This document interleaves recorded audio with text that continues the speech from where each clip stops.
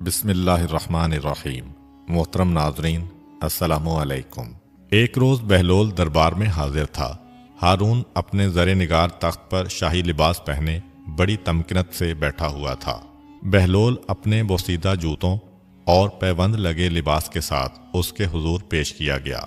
हारून ने एक कहर आलूद निगाह उस पर डाली और गुस्से के लहजे में बोला, बहलोल, तू बहुत होशियार बनता है, लेकिन हमें पता चला है कि तू हुकूमत के बागी मूसा बिन जाफर अलैहिस्सलाम के दोस्तदारों में से है। उन्हीं के हुक्म पर तू दीवाना बना हुआ है ताकि अवाम को उनकी तरफ मुतवज्जे करके हमारी हुकूमत का तख्ता उलट दे। तू समझता है कि पागल होने की वजह से तेरी कोई पूछगछ नहीं होगी, लेकिन याद रख कि हुकूमत तेरी तरफ से गाफिल नहीं है।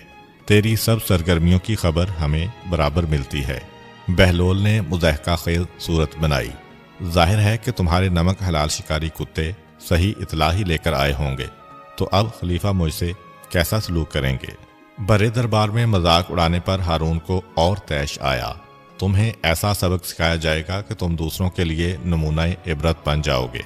उसने गुस्से से कहा और अपने गुलाम को पुकारा, मसरूर, ले जाओ इस गुस्ताख को, इसके कपड़े उतार लो और इस पर गधे का पालान डाल दो, इसके मुंह में लगाम दो, इसे महल और हरम सराब में फिराओ और इसके बाद मेरे सामने इसका सरे पुरगुरूर उड़ा दो।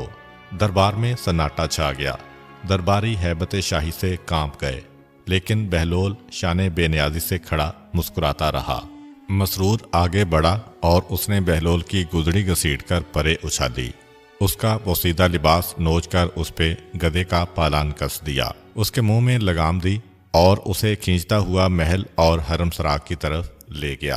शाही दरबारों और महल सराओं में इंसानियत की तजलील रोज का मामूल है, इसलिए बहलोल की इस हालत पर किसी को ताज्जुब नहीं हुआ।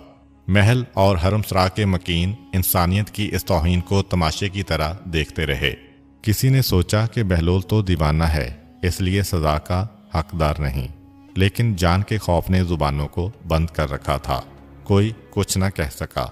मसरूर उसकी लगाम खींचता उसे दरबार में वापस ले आया और हारून के सामने अदब से जो कर बोला, आलीजा, आपके हुक्म की तामील हुई, क्या इसकी गर्दन उड़ा दी जाए? हारून ने अभी जवाब नहीं दिया था कि अचानक उसका वजीर जाफर बरमकी दरबार में दाखिल हुआ।